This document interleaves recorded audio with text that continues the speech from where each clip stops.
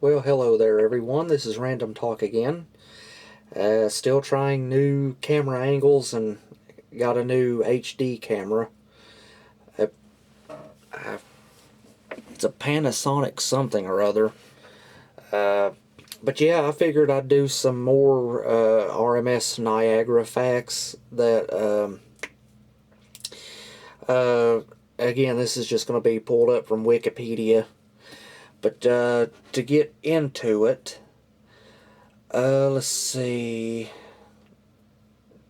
Okay, last time I mentioned that she launched in or completed in March 1913 and sunk in 1940, I believe.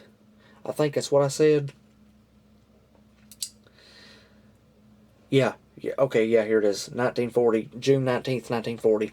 But yeah, so now going back up to the top of the list here, it says in her 27-year career, she made 162 round trips between Australia, New Zealand, and Canada and sailed nearly 2.5 million nautical miles, which is, says here, 4.6 million kilometers. Let's see. She was built to burn either coal or oil, and it goes on to say that she was the first oil burning steamship to be certified by the Board of Trade to carry passengers. When new, Niagara was the largest merchant ship yet owned by a New Zealand company. In 1914 and 1915, she set a number of speed records for crossing the Tasman Sea. And I'm not sure if I'm pronouncing that right, but Tasman. And it looks like the Tasman Sea is a marginal sea of the South Pacific Ocean situated between Australia and New Zealand. It measures about 2,000 kilometers, 1,200 miles across, and about 2,800 kilometers or 1,700 miles from north to south. Okay, well, that's interesting. It says here, going on, that in 1918, Niagara was instrumental in the spread of the Spanish flu to New Zealand. And I think it goes on more about that a little further down.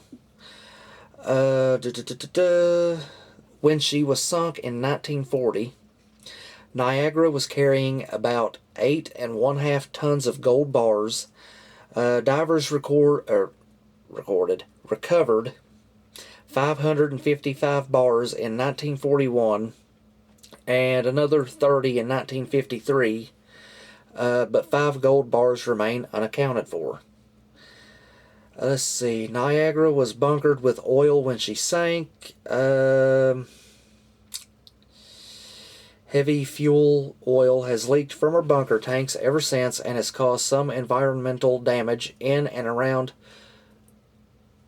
I don't know how to pronounce that, Hauraki Gulf. So, is a coastal feature of the North Island of New Zealand. Some oil remains in a wreck, and the scale of environmental threat it may pose continues to be debated. Yeah, I don't know how to pronounce that, the name of that gulf. Let's see, the Spanish flu. Okay, I won't go over the whole thing because it's quite lengthy.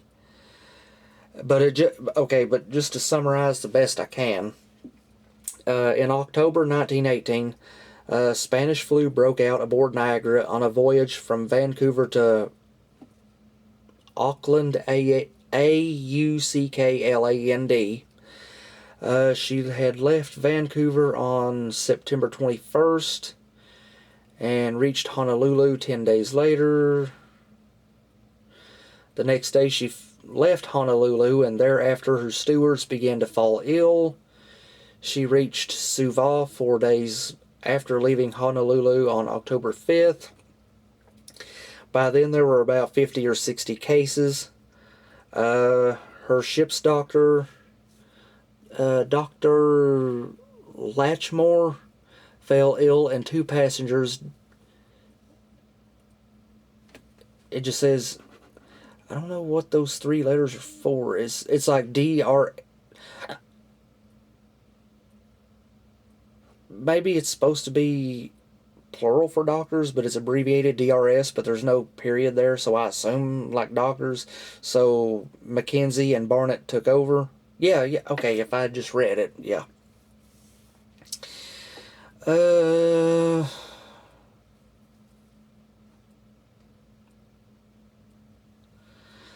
Okay, it's saying after she left Suva, passengers and members of the crew began to fall ill. On October 11th, 1 patient aboard Niagara died of bronchial pneumonia.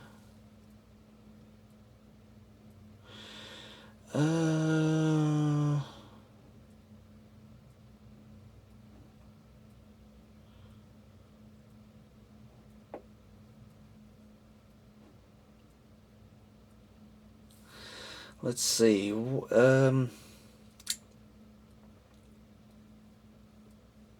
Oh, here we go.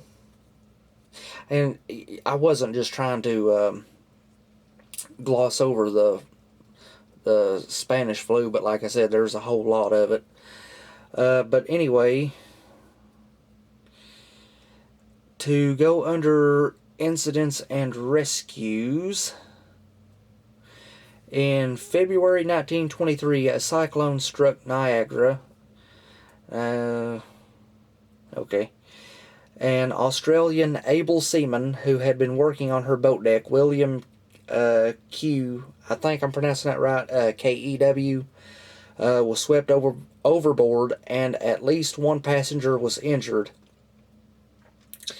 Niagara turned back and searched 2 hours for, again, I may be mispronouncing his name, but Mr. Q, but did not find him. The cyclone forced Niagara to heave to for a few hours, and she made only very slow progress for another 24. Let's see. Yeah, I did the fireworks explosion last video.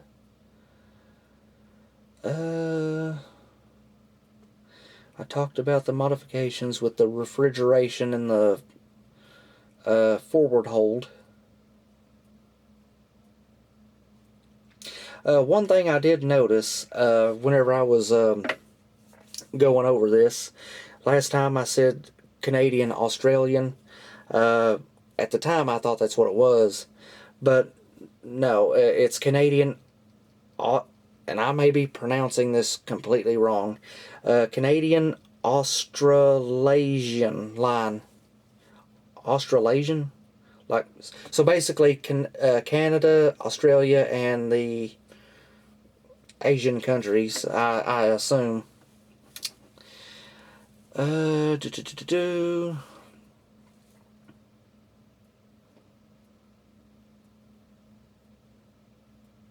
Oh, here's more in depth on the gold salvage. The UK government urgently needed the gold to be salvaged from the wreck. This had been done before. In 1917, 2 German mines had sunk the armed merchant cruiser Laurentic, Laurentic,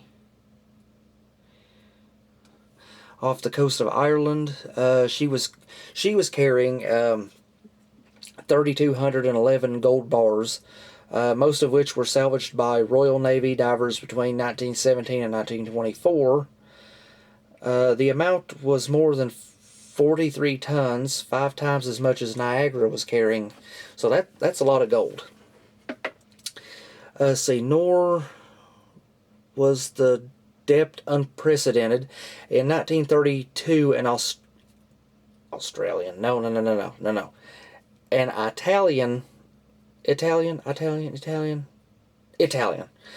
Italian salvage contractor had recovered sovereigns and silver bullion worth 1 million pounds, I think.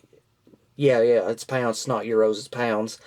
From the wreck of the P&O liner Egypt in the English Channel. Egypt lay at a depth of 560 feet, or 170 meters, which was even deeper than Niagara. However, the depth at which Niagara lay was a great challenge, and it was in a minefield.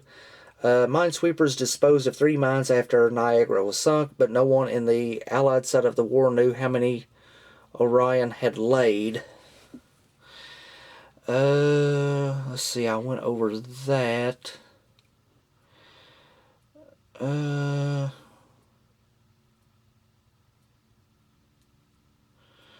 Okay, here we go. This is like a continuation of environment. Niagara's fuel oil capacity was 5,000 tons. Maritime New Zealand says it does not know how much oil remains in the wreck.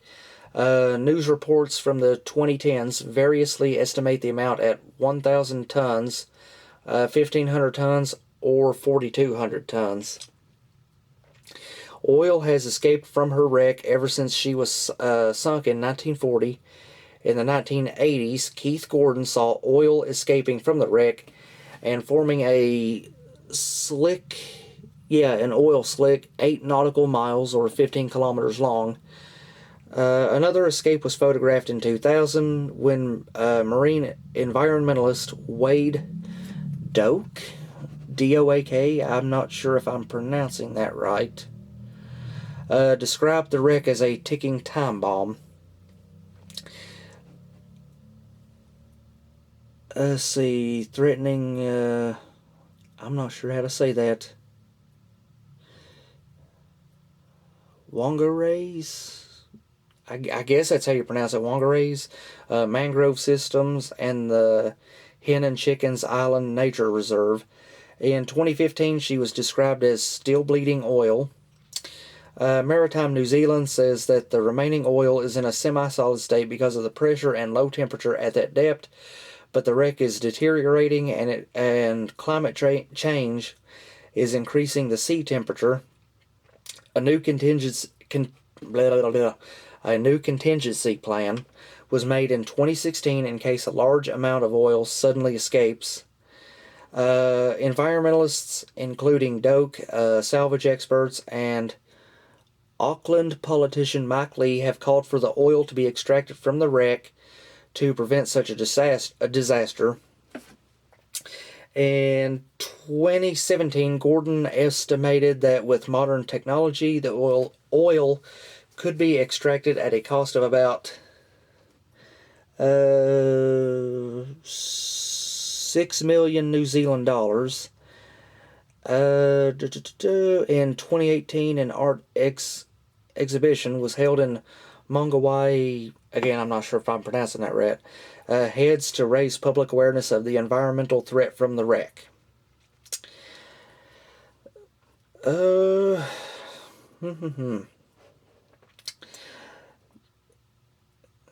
Let's see, I already went over all of that.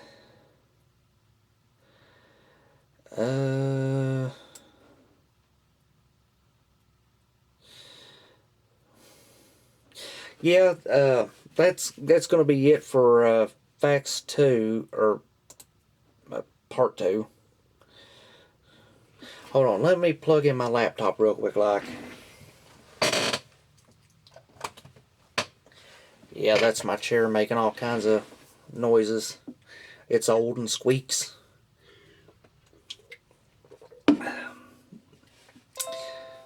Yep, probably heard my computer bing. Go away. That's pretty much it for the... Wait a minute.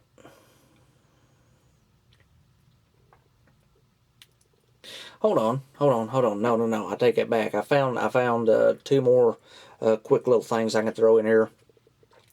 If I do a part 3, I'll probably do the Spanish influenza in its entirety. Probably make it its own dedicated video, but like I said, for this time it's just pretty well long. So I may just gather your thoughts. I may just go through and reread what I did if I do a part 3. But anyway, to continue this, the on January 30th, 1931, Niagara collided with a concrete wharf in fog as she came into berth at Vancouver. 8 steel plates of her bow were damaged. Repairs were estimated to cost £1,500 and were completed in time for her to begin her return voyage on schedule. As she reached Sydney, Niagara was dry docked at Cockatoo Island on March 2nd for further repairs. And this...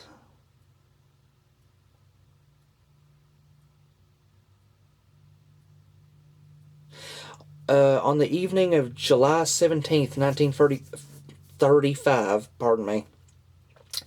the 4,535 gross registered ton cargo motor ship King Egbert, Egbert,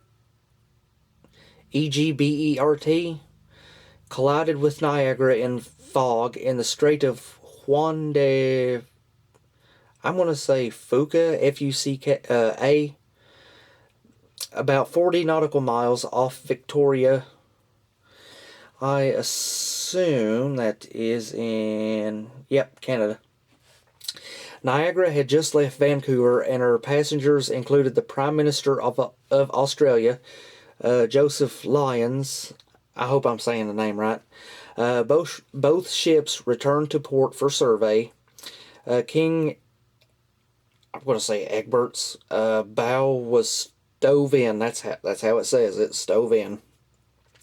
And Niagara's hull was damaged above the waterline on her port side forward, abreast of her number 1 hold.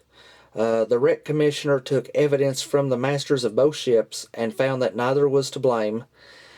Niagara was dry docked at... I'm not even going to try to pronounce it. I'll just spell it. Esquimait for repairs, and she returned to service on August 1st and reached Auckland on August 19th.